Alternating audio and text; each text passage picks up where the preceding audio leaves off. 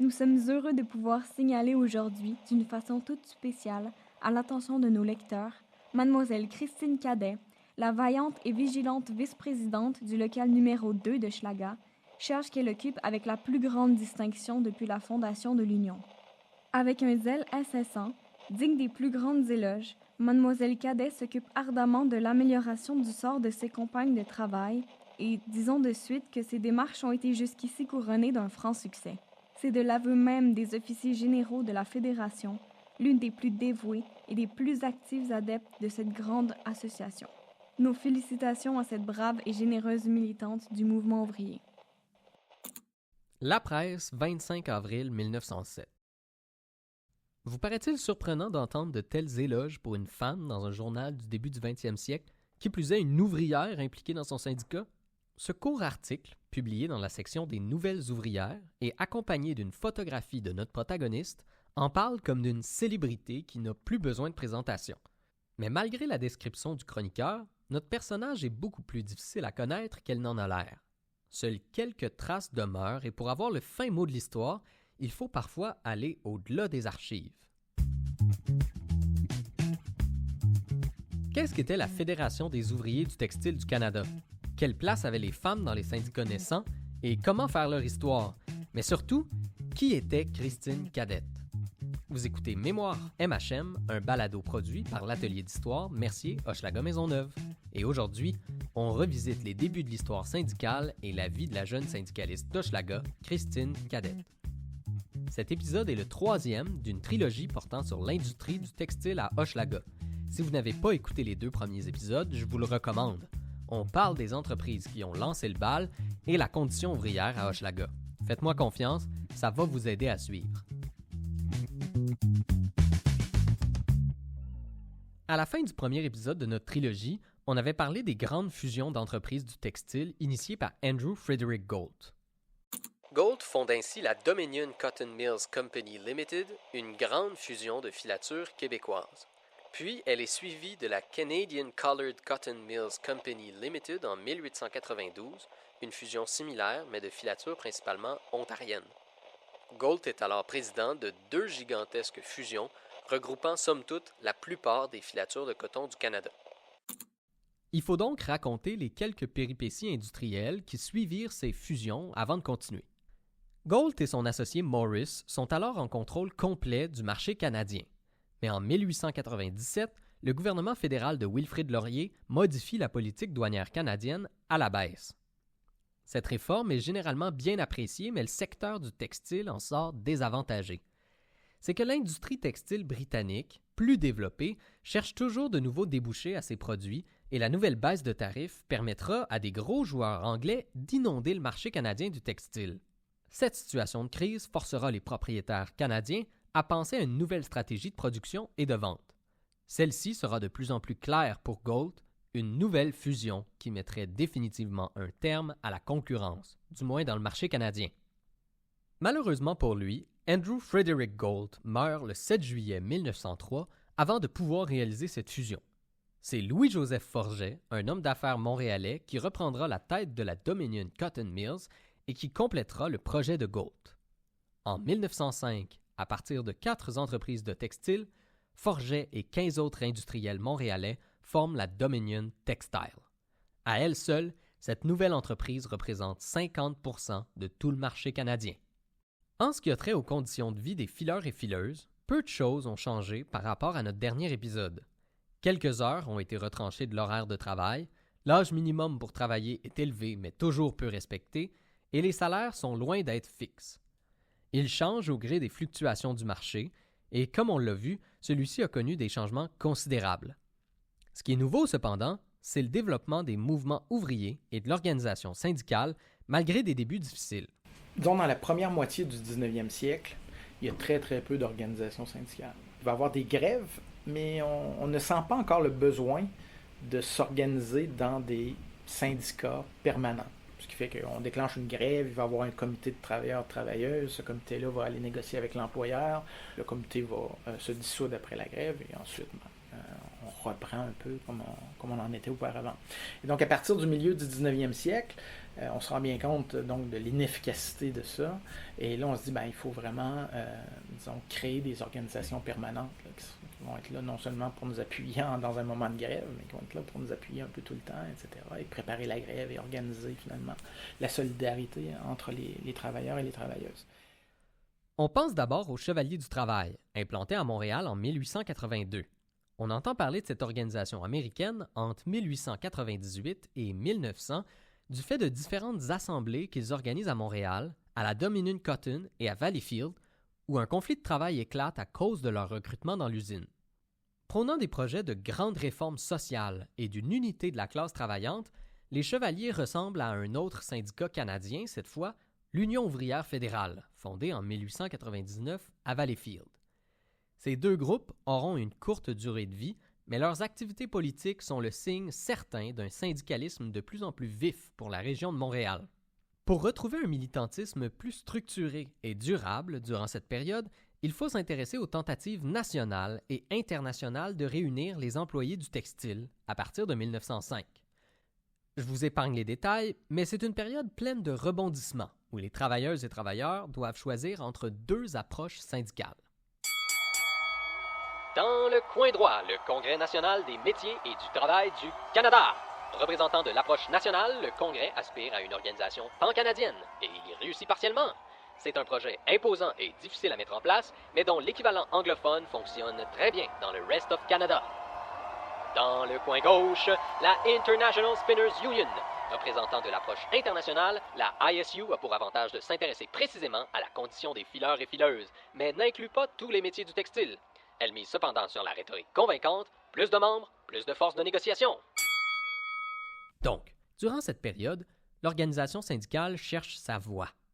Confrontée au manque de force du Congrès national, les syndicalistes vont opter en faveur de l'approche internationale et elle portera brièvement ses fruits. En avril 1906, les fileurs et fileuses d'Hochelaga déclenchent une grève sur une question de salaire. Étant donné qu'ils sont tout seuls en grève et qu'ils n'obtiennent rien, ils commencent à proposer aux autres corps de métier de les suivre. En mai, c'est toute la filature qui est en grève. Ce mouvement se répandra dans les autres filatures de la Dominion Cotton, à Valleyfield et Montmorency et se conclura par une victoire. Retournés à l'ouvrage, les travailleuses et travailleurs auront assuré une augmentation salariale de 10 %. C'est de loin l'acquis le plus important jusque-là. La force nouvellement acquise par l'alliance des différents départements de métier, mêlée à la fébrilité de la victoire, rallume le débat quant à une affiliation internationale, mais sur des bases nouvelles. Si la force de l'Union ne faisait plus de doute, comment la faire? À l'international, avec la United Textile Workers of America, ou au national, avec une nouvelle organisation complètement. C'est le leader syndical Wilfrid Paquette qui aura un rôle décisif dans ce débat. Après une visite en Nouvelle-Angleterre, il réalise s'être fait vendre pas mal du rêve par la UTW, le syndicat américain, est peu nombreux et assez faible. Le débat opposant internationaux et nationaux se conclura donc en faveur des seconds. En septembre de l'année 1906, une nouvelle organisation syndicale nationale est née, la Fédération des ouvriers du textile du Canada. Celle-ci, que je vais désormais appeler par son petit nom, la FOTC, prend racine rapidement dans les filatures du Québec et compte plus de 7000 membres un an seulement après sa création. Organisée autour d'un conseil exécutif, la fédération est structurée en cellules qui représentent l'unité de base du syndicat. Les ouvrières et ouvriers d'un même département dans les filatures se retrouvent au sein des cellules. Par exemple, les fileuses et fileurs ont leur cellule, les tisserandes et tisserands ont la leur, etc. En plus de Hochelaga, Saint-Henri, Valleyfield, Magog et Montmorency, toutes des filatures qui appartiennent à la Dominion Textile, on retrouve 24 autres cellules membres de la FOTC installées dans les autres entreprises à moins grande échelle. Il est intéressant de noter que tous les membres de la fédération peuvent participer et voter à ces assemblées lorsqu'ils ont plus de 18 ans.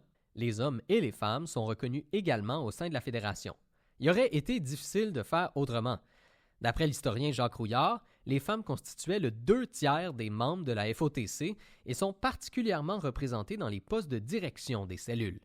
C'est plutôt la Fédération des ouvrières du textile du Canada. On en arrive enfin dans le vif du sujet. Comme c'est au sein de la FOTC que la protagoniste de notre épisode va militer, racontons maintenant le parcours de Christine Cadet.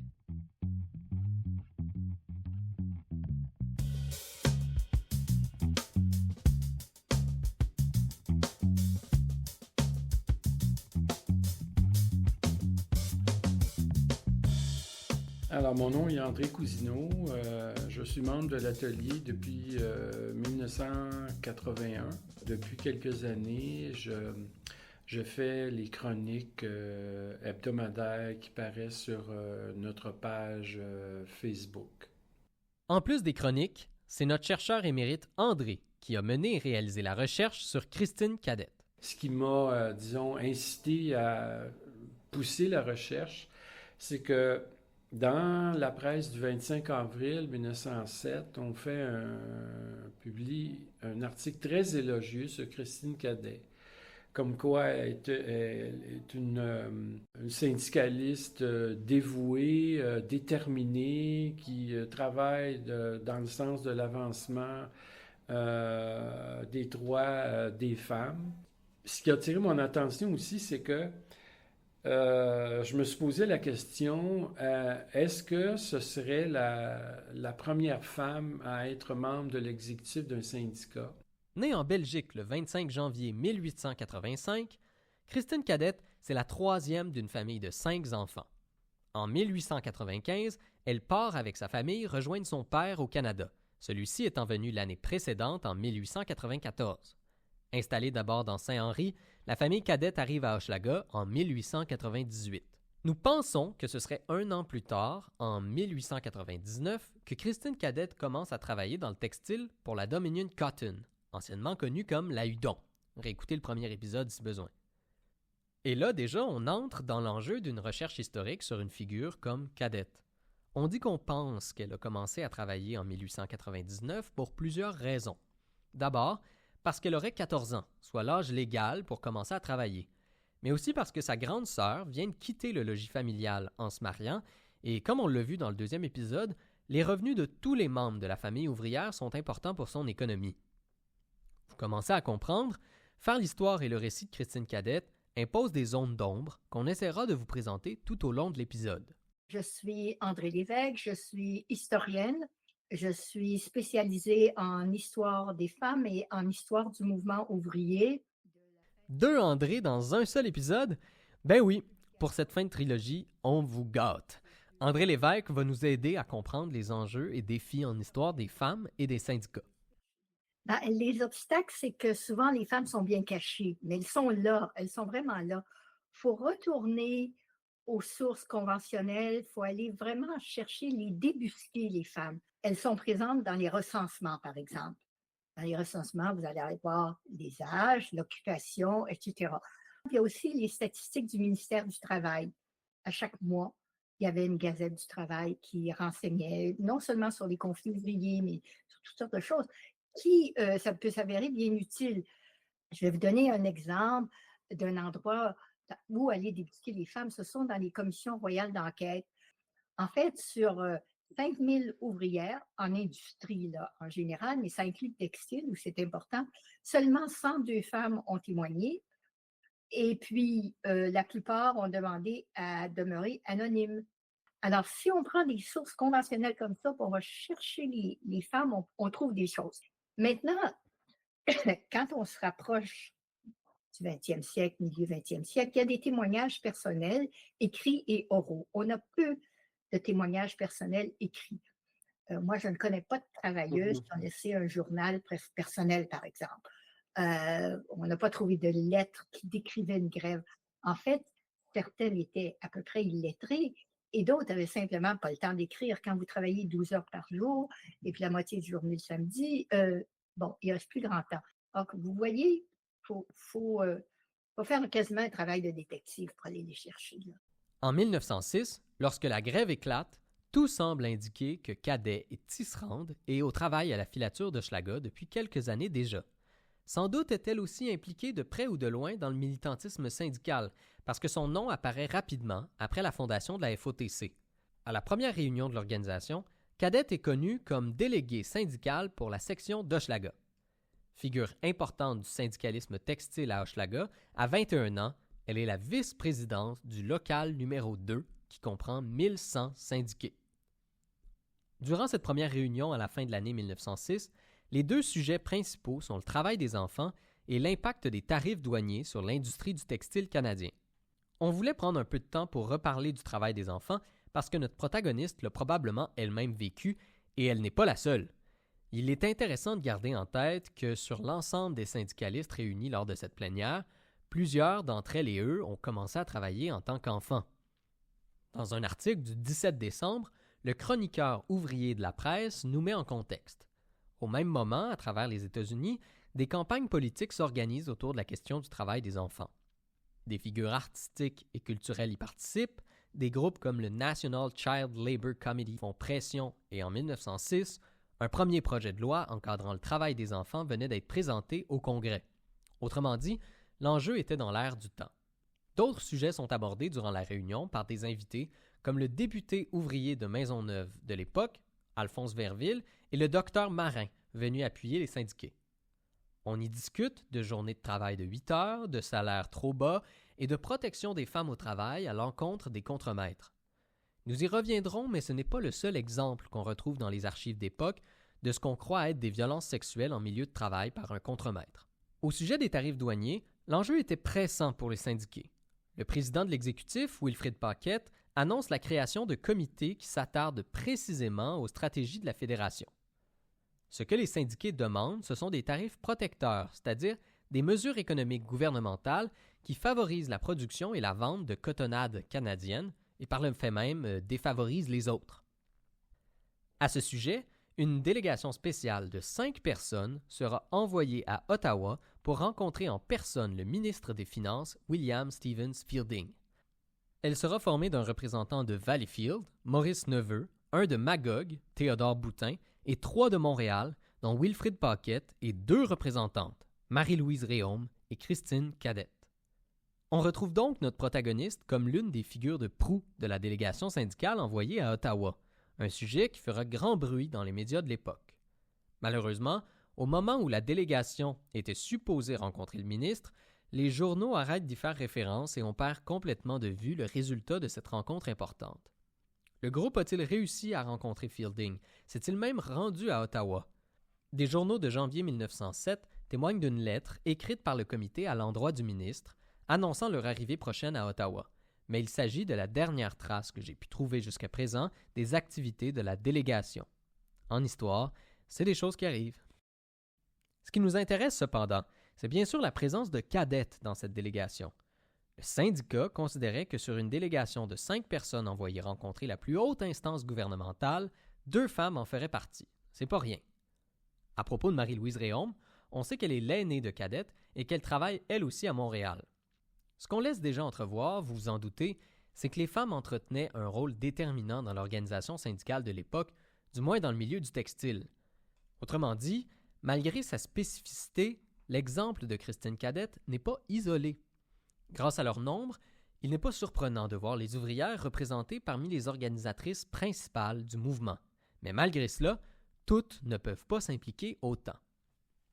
Oui, bon, on devrait d'abord parler des travailleuses, parce que celles qui vont militer dans les syndicats sont d'abord des travailleuses, et les travailleuses sont très jeunes. Alors, elles sont, peu expérimentées quand elles arrivent. La plupart de ces jeunes-là sont célibataires. Il y a quelques veuves. La plupart sont nées à Montréal. Donc, si vous regardez les femmes dans les syndicats, ça correspond à la main-d'œuvre. Comme la main-d'œuvre est en grande partie née à Montréal, la plupart des organisatrices syndicales vont d'abord de Montréal. Elles vont être canadiennes-françaises. Dans l'esprit de l'époque, ça va vraiment contre, pour pas utiliser un autre mot, les stéréotypes de l'époque. Les femmes ne se mettent pas de l'avant, les femmes ne parlent pas trop fort, les femmes concilient. Alors, c'est pour ça qu'on en voit qui vont faire de la résistance passive au travail, qui vont ralentir la cadence, quoi que ce soit. Ceci dit, je crois qu'elles sont quand même très actives. C'est pas à elles qu'on va dire aller préparer le café aujourd'hui. Maintenant, leur responsabilité, C'est pas documenté. Ou en fait, moi, je l'ai pas trouvé. Mais elles sont présentes, hein. Quand on regarde la photo d'une assemblée syndicale, vous l'avez probablement vu, là, c'est autour de la grève, c'est en 1908. Il y a une majorité de femmes, hein, qui sont là, mais c'est pas elles qui sont sur l'estrade, là. Nous ne l'avons qu'effleuré depuis 3 épisodes, mais la présence des femmes s'observe partout dans le mouvement ouvrier. La grève de 1880 à la Hudon, dont vous a raconté le récit dans le premier épisode, avait été menée principalement par les ouvrières, et on vient de voir que la grève de 1906 aussi. Ailleurs qu'à Hochelaga, l'historienne Gail Cuthbert-Brent rappelle qu'une grève à la filature de Saint-Henri en 1891 avait été appelée la grève des femmes par les journaux, et que celle de 1900 à Valleyfield, la grève des jeunes filles. Ces 2 cas, qui s'étaient massifiés à l'ensemble de leurs filatures respectives, sont autant d'exemples d'ouvrières qui s'organisent et deviennent l'épicentre de ces mouvements syndicaux naissants dans la province. D'ailleurs, c'est comme ça qu'en 1908, une autre grève prend racine à Hochelaga, à laquelle la FOTC va participer.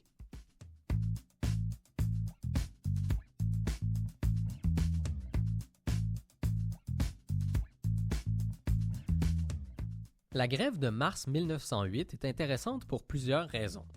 D'abord, parce qu'elle est un exemple d'organisation et de militantisme syndical au féminin, et ensuite parce que ses enjeux sont assez complexes. Mais ce sur quoi je veux mettre l'accent aujourd'hui, c'est sur les différentes façons dont les spécialistes ont parlé de cette histoire-là. Vous vous souvenez des zones d'ombre dans la vie de Cadette? Les questions qu'on se posait à propos d'elle se posent encore lorsqu'on fait l'histoire de mouvements de grève mettant en vedette les ouvrières. Je vous propose donc de plonger à même les sources, à commencer avec l'historien Jacques Rouillard. Dans son ouvrage de 1974, Les travailleurs du coton au Québec 1900 à 1915, Rouillard accorde un court passage à la grève de mars. L'auteur nous indique que la grève éclate en mars 1908 avec l'appui de la FOTC, qui est bien implantée depuis 2 ans déjà à Hochelaga. Les ouvriers demandent le renvoi d'un sous-contremaître nommé Venn, qui les maltraiterait injustement. Après une rencontre avec le patron, le curé et les échevins, les représentants syndicaux reviennent bredouilles et les tensions montent. Rouillard précise que les ouvriers et ouvrières semblent s'amuser pendant la grève et organisent des activités si on se fie à des dessins publiés dans la presse. Finalement, il raconte que Wilfrid Paquette, le président de la fédération, convainc tout le monde de retourner au travail en invoquant le mal que la grève fait aux familles. Rouillard termine en notant que les ouvrières au féminin précisément sont mécontentes de cette conclusion. Bon, on sait peu de choses. Il faut dire que l'historien ici ne fait pas une recherche sur cette grève, mais que c'est plutôt un cas de figure dans son analyse économique de la situation des travailleurs du textile. Malgré tout, sa présentation reste floue. Quelles sont les motivations des grévistes? Comment sont-ils et quelle est leur composition? Pourquoi est-ce que ça serait les ouvrières plus que les autres qui sont déçues? Rouillard n'y répond pas. 15 ans plus tard, dans son article « In Search of the Unbound Promethea », Jacques Ferland reprend le flambeau. Il analyse la grève en mettant l'accent sur ce qu'il identifie comme étant les actrices principales, les femmes.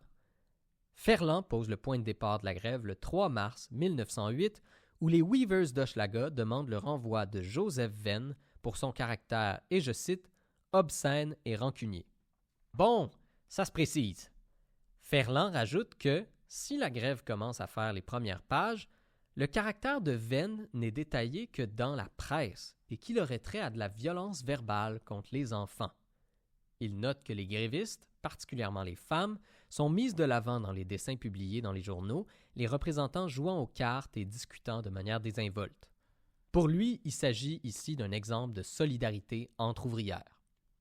Pour expliquer la poursuite de la grève et le refus de coopérer avec les patrons, Ferland explique que les femmes prévoyaient subir des représailles sous la forme de harcèlement sexuel si Venn n'était pas mis dehors. Finalement, il raconte ce qu'il décrit comme une trahison de la part des exécutifs de la FOTC contre les femmes lorsqu'ils convainquent de revenir au travail. La raison du retour est ici différente de Rouillard. Le président du syndicat se serait entendu avec l'entreprise pour qu'une enquête soit faite sur le comportement de Venn seulement lorsque la grève serait terminée.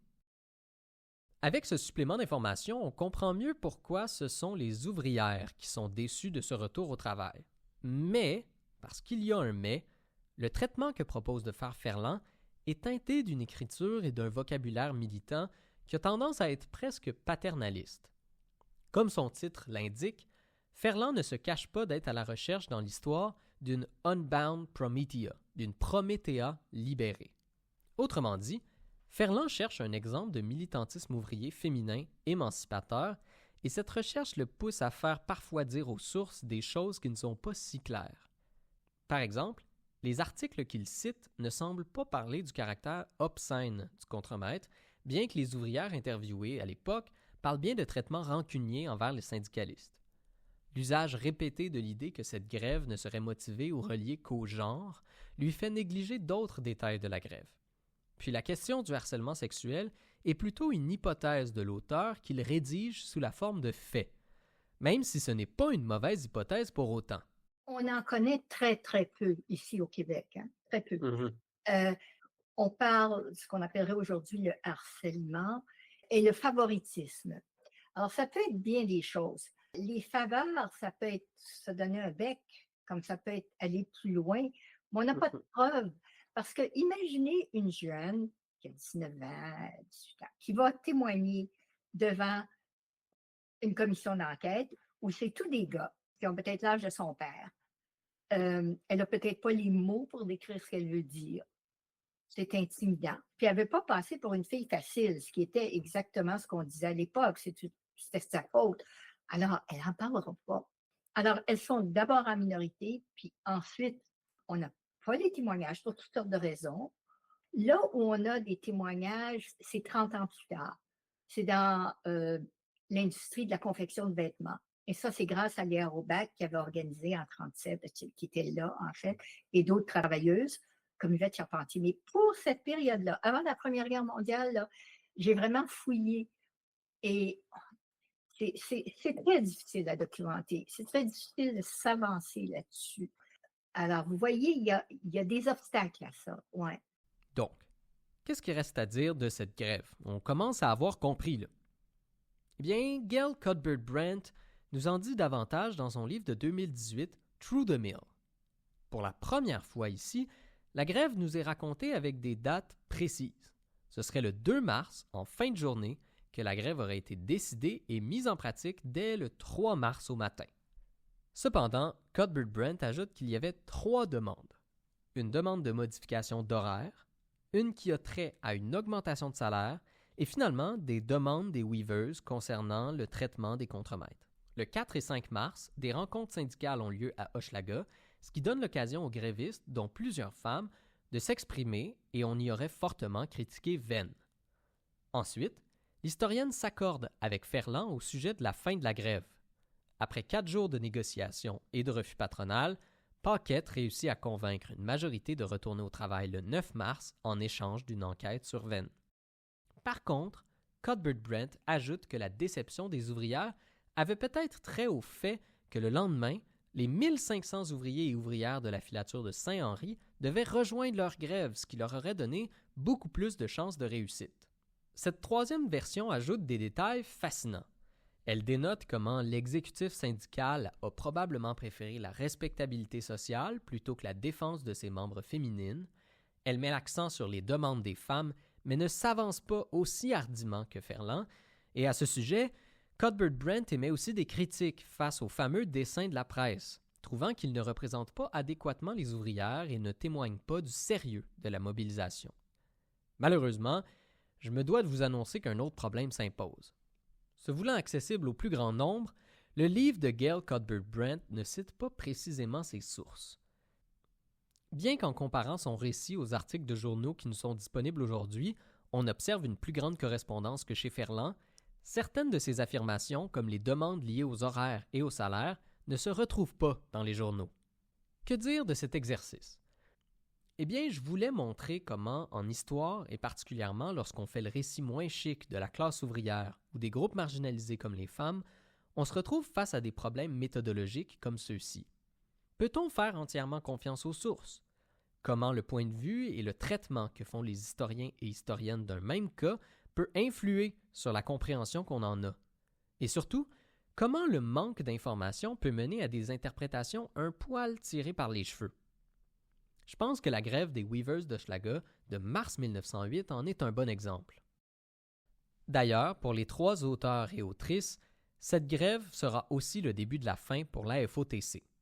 Cette triste défaite commencera une désorganisation au sein du syndicat qui se soldera par un plus grave échec au début de l'été de la même année, alors que la fédération se scinde en 2 factions et que la Dominion Textile baisse de 10% les salaires de ses employés.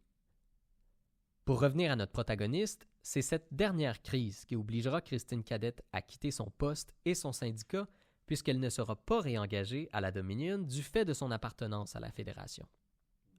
L'année qui suit sera marquée par les désaffiliations au syndicat au point où, à l'été 1909, autant dire que la Fédération des ouvriers du textile du Canada n'est plus.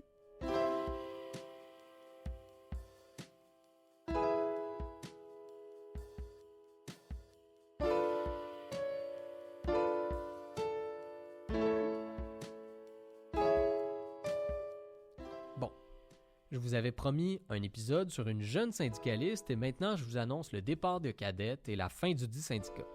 Que reste-t-il à raconter? Encore une fois, ça se corse. Si la participation de Christine Cadet à l'espace public se limitait à son statut de vice-présidente syndicale, comment faire l'histoire de quelqu'un qui, strictement parlant, n'en a plus? J'ai voulu en savoir plus sur elle.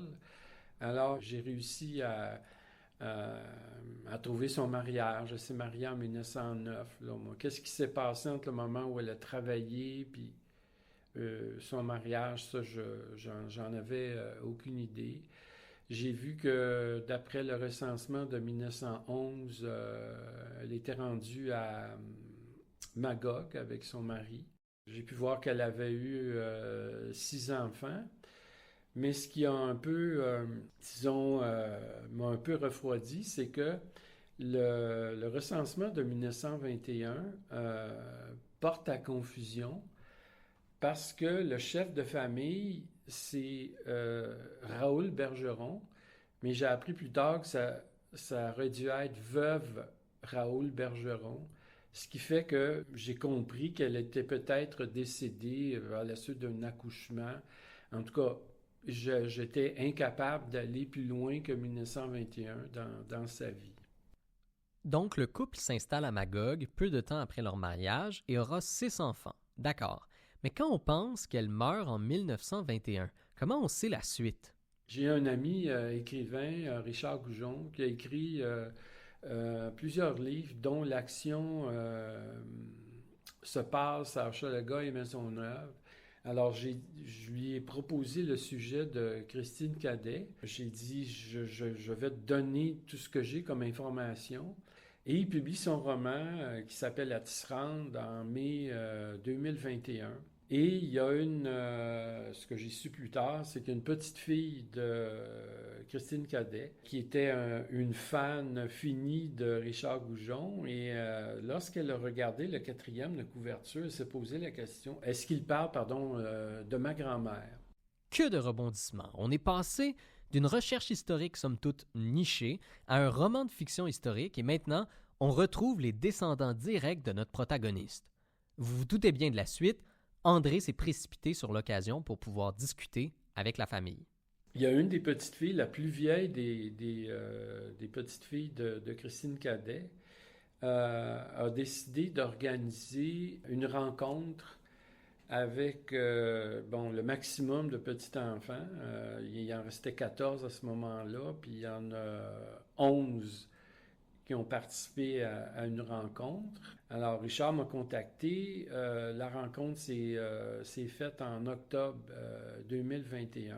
Et ce qui était plus surprenant, c'est que personne dans la famille, avant la publication du roman, ne savait que leur grand-mère avait été une militante syndicale. Et Richard et moi ne connaissions pas ce qui s'était passé après 1921. Cette rencontre-là, ça a été un moment marquant dans la recherche parce qu'on a eu accès à des photos, des documents, et ensuite qu'elle était revenue à Montréal et qu'elle avait ouvert un commerce. Cette rencontre nous a donc permis de poursuivre son récit de vie qu'on avait dû arrêter. On apprend par exemple le décès tragique en 1920 de Raoul Bergeron, son mari, qui disparaît sur le lac Memphremagog. Un orage rendant la navigation difficile sur le lac serait la cause du naufrage de son embarcation. Christine, alors mère de 6 enfants sans argent et enceinte d'un 7e, se voit contrainte de retourner travailler en filature. Ironie du sort, elle travaillera dans l'usine textile de Magog, une propriété de la Dominion Textile. On apprend aussi qu'aux alentours de 1923, elle quitte Magog pour revenir à Montréal avec sa famille. Durant la même année, elle ouvre un commerce-restaurant dans Hochelaga, au coin de l'avenue Jeanne d'Arc et de la rue Lafontaine. Il semble que Christine habite son magasin dans les arrière-pièces comme il est coutume pour les propriétaires de ce genre de commerce. Au moment de la crise économique de 1929, la situation se complique pour ses affaires. En 1932, elle ferme boutique et ira probablement travailler pour ses parents qui ont un commerce similaire au sien toujours dans Hochelaga. Après le décès de ses parents, on sait qu'elle aura des chambreurs et vivra surtout de l'aide financière de ses enfants. Christine Cadette meurt à 80 ans le 16 novembre 1965. Tout semble clair, mais si vous vous souvenez bien, André a mentionné quelque chose d'assez intéressant. Le passé syndical de leur grand-mère n'était pas connu de la famille. Tout ce que la famille a conservé de cette époque, l'époque du syndical, c'est une photo de Christine Cadet et de Marie-Louise Réaume. Et derrière la photo, il y avait simplement un nom, Marie-Louise Réaume. Mais personne dans la famille savait c'était qui Marie-Louise Réaume. C'est moi qui leur ai appris que c'était celle avec qui Christine Cadet était allée à Ottawa en janvier 1907. Mais comment l'expliquer? Je vais vous donner un exemple. Moi, j'ai interviewé une vieille militante communiste. Puis jusque-là, elle avait vécu chez son fils et ses petits-enfants. Et puis moi, je demande naïvement, vos petits-enfants doivent être fiers de vous parce que son nom avait été dans les journaux des années 30. Vous voyez, elle était connue, elle était très jeune à l'époque. Elle dit, je n'aurais jamais parlé, ils ne comprendraient pas. Moi aussi, je me suis posé la question, mais c'est plus en parlant avec la famille que j'ai eu des hypothèses, des réponses. J'ai l'impression que le fait qu'elle ait été congédiée, alors un salaire de moins dans la famille, c'est un peu une catastrophe. Donc, elle a peut-être considéré ça comme une honte pour elle, là, face à la famille. En jasant avec les petits-enfants qui l'ont connue, c'était une personne réservée, donc elle parlait pas de son passé, de l'époque où elle avait eu le commerce, où elle louait des chambres. C'est un chapitre qui était clos, puis elle est passée à autre chose. Des hypothèses intéressantes sur une question qui devra nécessairement rester sans réponse certaine. Ce qui est certain, cependant, c'est que l'histoire de Christine Cadette n'aurait pas été possible sans les témoignages des personnes qui l'ont connue de très proche. Lorsqu'on faisait l'histoire de Christine Cadette à partir des sources traditionnelles disponibles, on se confrontait à un problème de taille. Comment aller au-delà des hagiographies? Autrement dit, comment aller au-delà des récits grandement élogieux qui ont participé à faire d'elle un mythe du milieu syndical, mythe auquel nous-mêmes à l'atelier avons participé? Pour ce faire, il fallait élargir nos recherches, la replacer dans son contexte, essayer d'expliquer ses agirs et ses motivations, comparer plusieurs historiens et historiennes qui ne s'entendent pas tout à fait, et finalement, aller discuter avec la famille de la principale concernée. Christine Cadette n'était peut-être pas une exception dans le monde syndical du textile, mais elle demeure néanmoins celle dont les traces sont restées, et on peut se demander pourquoi. Si on se fie à l'extrait avec lequel on a commencé l'épisode, il semblerait qu'elle était connue comme une militante exemplaire et une syndicaliste de grand talent. Mais aussi, elle était vice-présidente dans l'une des filatures les plus importantes du Québec. On peut se demander si on aurait entendu parler d'elle si elle n'avait pas travaillé à la filature d'Hochelaga. Est-ce que, comme nous à l'atelier, les médias ont trouvé spectaculaire qu'à son jeune âge, elle se soit aussi impliquée dans sa fédération? Je gère un centre d'archives qui collectionne et qui conserve des écrits personnels, des journaux intimes, de la correspondance, tout ça, de ce qu'on appelle des gens ordinaires. J'aime pas le mot, mais vous savez ce que je veux dire. On en a On n'en a pas d'ouvrières de cette période-là. On en a quelques-unes plus tard, dans les années 30-40. Puis moi, comme je vous ai dit tout à l'heure, quand est-ce qu'elles auraient eu le temps d'écrire? Hein? Alors, il reste les entrevues. Et là, il est trop tard pour retourner en arrière, mais aujourd'hui, là, on peut faire des entrevues. Mais quand on en découvre une comme ça, souvent, on en découvre d'autres. On s'aperçoit, elle aussi, tu sais. Mais il faut fouiller, hein? Ça, pour fouiller, faut fouiller. Toutes sortes de raisons expliquent certainement les traces qu'elle a laissées. Bien que, plus on la connaît, plus son histoire semble nous échapper au point où, d'une certaine façon, Christine Cadet sera toujours celle qu'on voudra bien qu'elle soit. N'en demeure pas moins qu'elle nous a permis de mettre en lumière la place prépondérante du travail et de la participation des femmes dans un milieu qui, à première vue, aurait pu nous laisser croire le contraire. Vous venez d'écouter le 3e et dernier épisode de notre trilogie spéciale sur l'industrie du textile à Hochelaga. Pour en savoir plus sur les femmes dans l'industrie du textile au Québec, on vous recommande le livre Through the Mill de Gail Cuthbert-Brent. Merci à nos 2 spécialistes, André Cousineau et André Lévesque, pour les entrevues et pour nous avoir prêté leur voix. Pour en savoir plus sur Christine Cadet, André Cousineau a publié un article résumant toute sa recherche dans la revue Cap au Diamant. En ce qui concerne André Lévesque, elle a publié en 2024 aux éditions Remue-Ménage Les Filles de Jeanne, un livre qui met l'accent sur des vies ordinaires de femmes qui ont fait l'histoire anonymement. Merci aussi à l'équipe du podcast, Olivier Dufresne, Mathieu Mazot, et merci à Clovis Lamarre pour la musique. Vous venez d'écouter Mémoire MHM, un balado produit par l'atelier d'histoire Mercier Hochelaga Maisonneuve. Vous pouvez nous trouver sur Facebook, Instagram et YouTube. Cet épisode a été écrit et réalisé par Simon Veilleux, c'est-à-dire moi-même. Finalement, merci de votre écoute.